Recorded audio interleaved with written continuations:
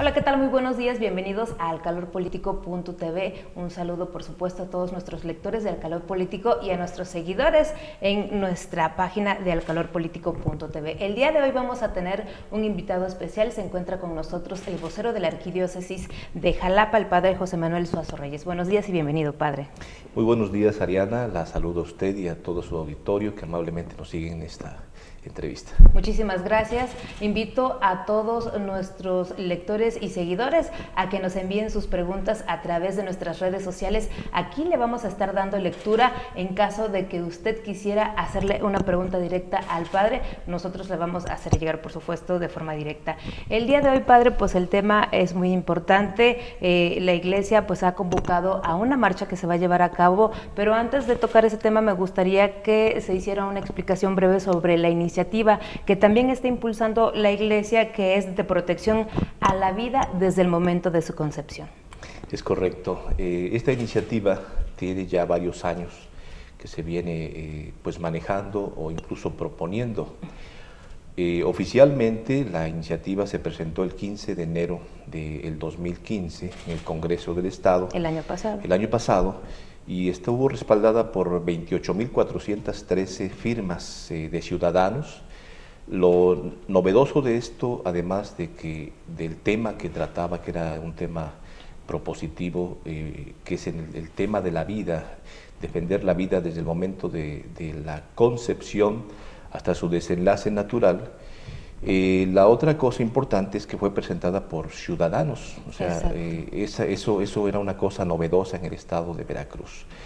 Lamentablemente esa iniciativa, bueno, se presentó en el Congreso, nunca se dictaminó, las comisiones encargadas de esto no dieron una respuesta satisfactoria y fue el 21 de enero de este año cuando el Ejecutivo también retomó esa iniciativa y la presentó por su parte, y entonces esa iniciativa ya se votó. ¿De qué se trata? De blindar la vida humana desde el momento de la concepción. Entonces, esta iniciativa fue votada en el Congreso el 21 de enero de este año, 2016, con 38 votos a favor, 6 en contra, una abstención. Para que pueda haber una reforma constitucional en el estado de Veracruz, o sea, para que esta iniciativa se convierta en ley, se necesita que los diputados ratifiquen esta votación y después pase a los cabildos. Y por eso es importante lo que va a suceder en este mes de mayo. Y de allí que uno de los temas o de los objetivos de esta manifestación que se va a hacer a favor de la vida, pues es cobijar o abrazar, apoyar esta iniciativa. Queremos y deseamos que el estado de Veracruz, en el estado de Veracruz se respete la vida desde el momento de la concepción. Y por eso es importante el papel que van a jugar los diputados. Es por eso que se aprobó ya en una primera etapa. Falta la segunda, que es lo que mencionaba usted, que sea nuevamente analizada por los diputados. ¿Se necesita una mayoría? Sí, claro, una mayoría. Y por eso es importante que nosotros hemos insistido en los comunicados que hemos hecho, que bueno, los diputados sean coherentes con aquello que han manifestado o expresado en aquella primera votación. Yo creo que el tema está suficientemente estudiado, trabajado, de modo que sabemos de la importancia que tiene la vida en la persona. Padre, usted mencionaba antes de entrar al aire que esta no es una ley antiaborto, sino que es una ley específicamente de protección a la vida. ¿Cuál es la diferencia? La diferencia es la siguiente, que incluso en la iniciativa que se presentó y que se votó, se contemplan aquellas excepciones que la ley contempla en Veracruz, donde se puede practicar el aborto. ¿Cuál es la diferencia? Que cuando nosotros estamos hablando de la vida, pues estamos hablando de la defensa de la persona, de un derecho que es fundamental, que es el primero de los derechos humanos. Sin el derecho a la vida simplemente no existen todos los demás. Y por eso cuando se hace una discusión de que es una ley antiaborto, que es una ley que criminaliza, no es eso lo que buscamos. Nunca nos hemos preparado o hemos querido criminalizar a nadie o perseguir a nadie. Al contrario, cuando hay personas que, por ejemplo, han caído en el tema del aborto, pues la Iglesia siempre practica la misericordia, busca acompañar a las víctimas del aborto, porque no solamente son los niños abortados, sino son las mismas personas que cometen estas cosas. ¿Esta ley tendrá alguna, iniciativa todavía, esta iniciativa tendrá alguna excepción para aquellas mujeres que son violadas y resultan embarazadas o que su vida corre algún riesgo o por enfermedad durante el embarazo? Sí, la ley lo contempla, hay al menos 3 casos que ya, y así lo señala la iniciativa como se está presentando, que salvo las excepciones que ya contempla la ley de Veracruz, que son esos que usted menciona, puede, bueno, se protege la vida, pero hay algunas excepciones, ¿no? Y desde luego que eso es una decisión personal. Ok, en este sentido también se han manifestado algunas mujeres que están solicitando el derecho sobre su cuerpo. Hacia ellas, ¿cuál sería el mensaje que tiene la Iglesia Católica? Porque ellas están pidiendo precisamente ese derecho de decidir si quieren o no tener un hijo. Sí, el planteamiento que vemos es que ha sido un poco confuso. Cuando se habla del derecho del cuerpo, nosotros estamos de acuerdo con ello. Tenemos derecho sobre nuestro cuerpo, sobre nuestra persona, somos responsables de los pensamientos que generamos o producimos, pero sobre nuestro cuerpo. Cuando se está hablando de una concepción, ahí ya no se trata del mismo cuerpo, y eso no solamente es una cuestión de creencia religiosa o creencia moral, o una imaginación, sino son datos científicos. La genética lo ha demostrado, incluso los ingenieros que trabajan en ingenieros genéticos, demuestran que lo que se está gestando allí, que el hombre puede ser diferente según la etapa de gestación en la que se encuentra, pues es alguien diferente que tiene individualidad, que por ejemplo una vez que se da la concepción, aquella persona, que nosotros llamamos persona, que existe allí, tiene todo un código genético que se va desarrollando, entonces hay una continuidad. A partir de la concepción hay una continuidad genética, no cambia, no se modifica, y por lo tanto, y también hay independencia, ¿no? Ciertamente es la madre la que alimenta a su hijo, pero es independiente de su cuerpo, y ese es lo que tenemos que distinguir. Obviamente la persona tiene derecho sobre su cuerpo, pero cuando estamos hablando de un ser independiente que tiene un código genético que va progresando, es lo que tenemos que proteger. Y cuando estamos hablando de un inocente, por ejemplo, una persona que no se puede defender, porque a esos derechos nos estamos refiriendo, ¿verdad? Precisamente uno de los mandamientos de la Iglesia es no matarás. ¿Se podría considerar que se estaría cometiendo un homicidio en agravio de esa persona que aún no nace, de ese feto, en caso de que una mujer llegue a abortar? Bueno, el aborto en el caso de la Iglesia, y visto ya desde la fe y con una interpretación religiosa, efectivamente se considera como uno de los homicidios más terribles, porque se está asesinando a una persona, al grado que en el caso de la Iglesia, cuando una persona comete un aborto conscientemente, sabiendo que se trata de pues, una persona humana que está en gestación, que se está desarrollando, la Iglesia habla incluso de la excomunión en ese tipo de cosas, ¿no? Y por eso viene todo el proceso ese de sanación. Hoy cuando la Iglesia se encuentra ante estos casos, tampoco criminaliza ni persigue a las mujeres, ¿no?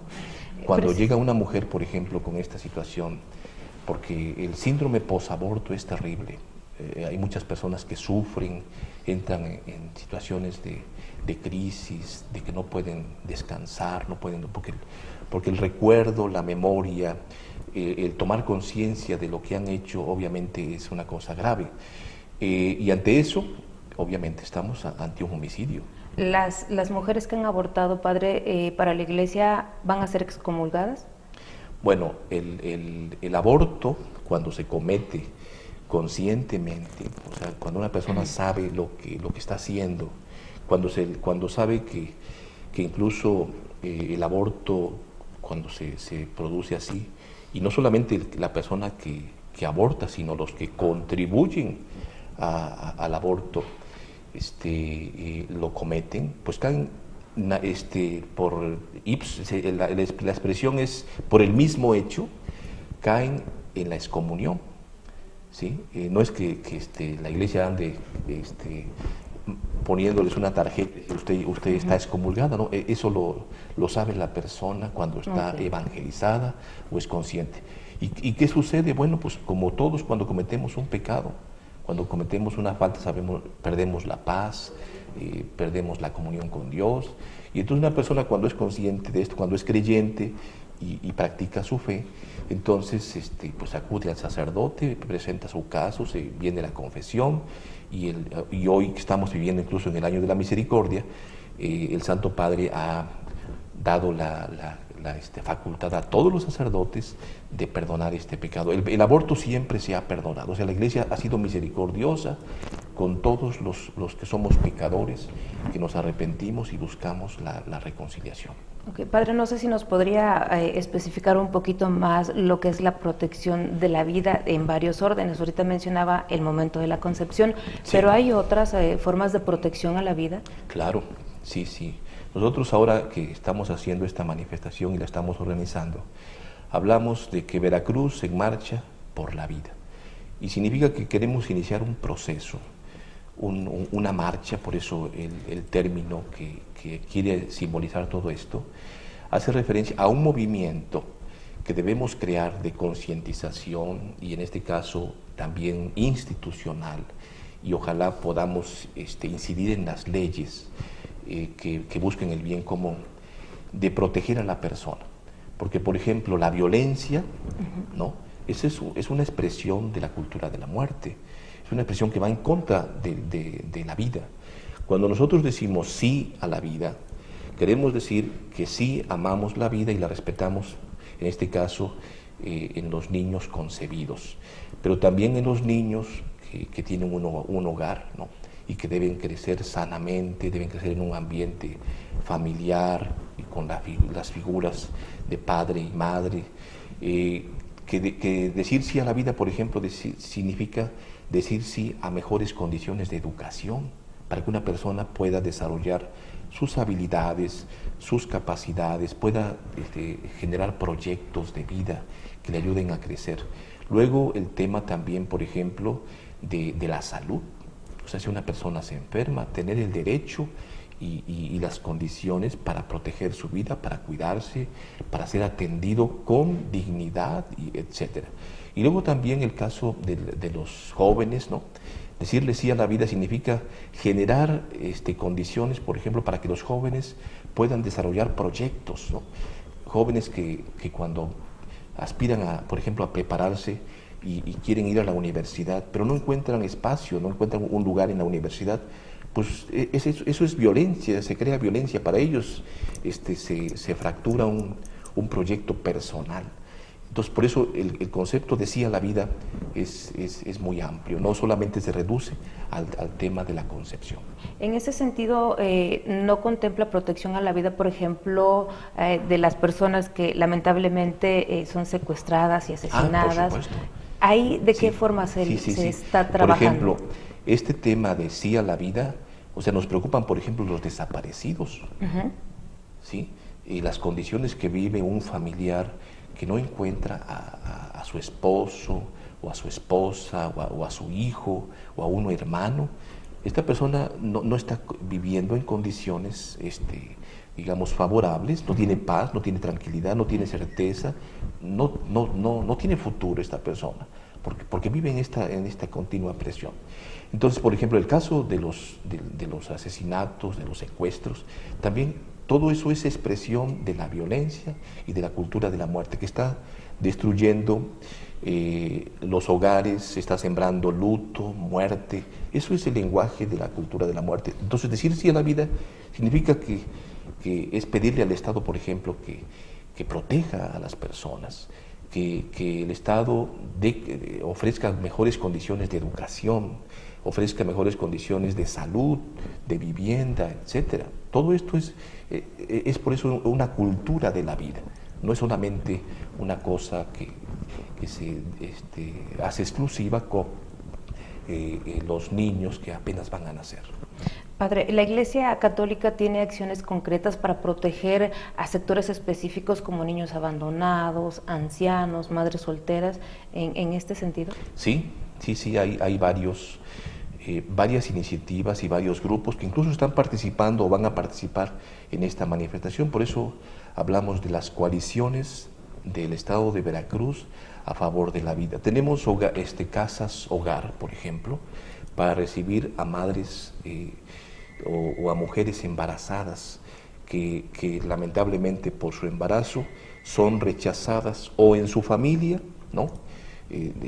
Porque pues están embarazadas y a veces son corridas prácticamente de sus hogares, rechazadas por su familia o en sus trabajos. Entonces, en estos hogares se les acoge, se les acompaña, se les da asesoría. Incluso si han perdido el empleo, se les consigue algún empleo. Y si fuera el caso de personas que no pueden sostener a su hijo, pues se les ayuda con el tema de la adopción. Pero lo mismo hacemos con el tema de Cáritas. En Cáritas, por ejemplo, las Cáritas parroquiales, donde se ayuda, por ejemplo, a las personas de muy bajos recursos, con medicinas, con despensas, con asesoría legal, ¿no? Y hay muchas iniciativas en la Iglesia donde se está trabajando todo esto. En algunos estados de la República se tiene contemplado el aborto, está legalizado. En este caso, Veracruz está protegiendo a la vida o pretenden proteger a la vida desde el momento de la concepción. ¿Qué opina la Iglesia Católica en esos estados de la República como San Luis Potosí, Quintana Roo, Zacatecas, Yucatán, Estado de México, Distrito Federal, en donde sí se ha permitido esta situación? Bueno, un caso extraordinario sin duda es el Distrito Federal, que permite el aborto hasta las 12 semanas del embarazo, y donde por los datos científicos que conocemos, incluso por la formación de un niño, cómo se va gestando, vemos cómo se trata realmente es un asesinato muy grave, ¿no? Que no se puede aceptar simplemente, y que sucede cuando el ser humano pierde la conciencia de lo que es. O sea, cuando los valores, por ejemplo, se tergiversan, y entonces se da más importancia a una situación social, al trabajo, o a una posición social, a conveniencias. Entonces se descarta a los inocentes, a los indefensos, a las personas que no se pueden defender. El Estado de Veracruz ya contempla algunas excepciones donde se puede practicar un aborto, ¿no? Que incluso nosotros como Iglesia no lo aceptaríamos, no lo aceptamos, ¿sí? Porque es la misma gravedad. Claro. Pero bueno, la Iglesia, la ley contempla esas situaciones que humanamente son comprensibles. Por ejemplo, el caso a veces de una violación, donde pues la madre dice, ¿cómo voy a gestar o voy a darle vida al hijo del que me violó, ¿no? Bueno, aún en esas condiciones, la Iglesia defiende la vida humana.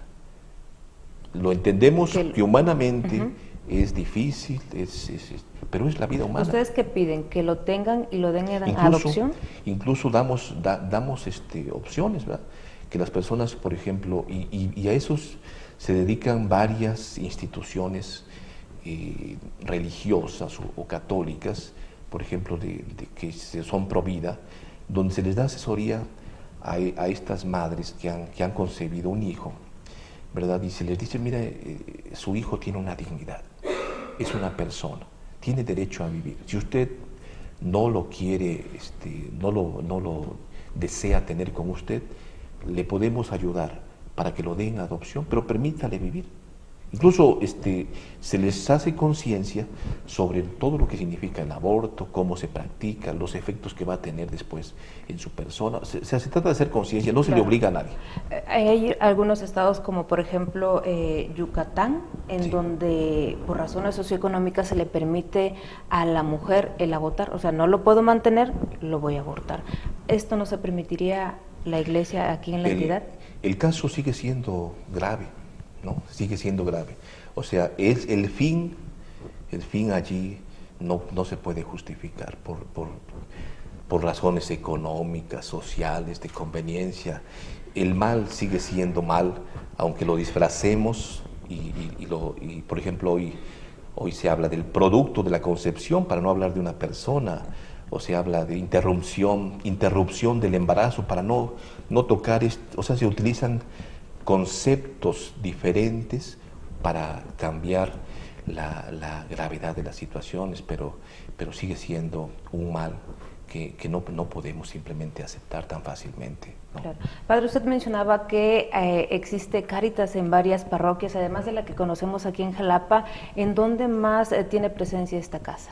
En este caso, Cáritas Diocesana, que tiene su sede en Altamirano, bueno, están cumpliendo 25 años de existir. Entonces ellos han generado y han promovido todo un movimiento en las parroquias que llaman Cáritas Parroquial. Okay. Entonces hay alrededor de 45 Cáritas parroquiales, o sea, parroquias donde se prestan servicios parecidos como los que da Cáritas Diocesana. Y se ofrecen despensas, se ofrece asesoría legal, se ofrece alimentación en lugares donde las personas de bajos recursos pues reciben una despensa o incluso un plato de sopa caliente un día de la semana o varios días de la semana. Así es. Usted mencionaba al principio, o mencionábamos al principio, de una marcha a la que está convocando la Iglesia. Esta movilización, ¿cuándo se va a llevar a cabo? ¿Dónde? ¿Y cuál es la organización que tienen precisamente para poder llevarla a cabo? Claro, esta marcha se va a llevar a cabo el 23 de abril en el puerto de Veracruz. Es a las 4 de la tarde y la marcha partirá de la Plaza del Acuario. Okay. ¿Sí? ¿En el bulevar? En el bulevar, ahí en el bulevar, en el puerto de Veracruz, para llegar hasta la Macroplaza. Ahí habrá al final 3 personas que van a intervenir para dar un mensaje. Entre ellos estará la doctora Pilar Calva, que es una genetista de fama internacional, muy competente, porque tenemos que fundamentar el tema de la vida. O sea, la vida la defendemos no porque sea una creencia, sino porque la ciencia nos demuestra que hay allí un ser humano. Y luego está también, obviamente, los representantes de la iniciativa Sí Vida, que como hemos mencionado, es una iniciativa que se espera ahora venga ratificada por el Congreso del Estado en mayo. Y luego también una joven que en un principio practicó varios abortos, pero que ha tenido una conversión, tomó conciencia de la gravedad y se dio cuenta de la perversidad que hay detrás del aborto y hoy es una defensora de la vida. Va a participar también al final en esa marcha. ¿Cómo se ha organizado esta marcha? Esta marcha, la convocatoria se hizo a nivel provincial, es decir, de todo el estado de Veracruz. Desde Coatzacoalcos hasta Tuxpan, pasando por Córdoba, Orizaba, Jalapa, Coatepec. Sí, los fieles de toda la entidad. Y aquí debemos recordar que no solamente son feligreses católicos, son muchísimas personas de otros credos incluso, personas no creyentes. También están invitados. Sí, que van a participar y que están participando en empresarios, organizaciones civiles, también se han unido a este movimiento a favor de la vida, porque el tema de la vida no es exclusivo de un credo religioso, es un tema del ser humano. Y por eso, pues, la Iglesia se ha unido a este movimiento a favor de la vida.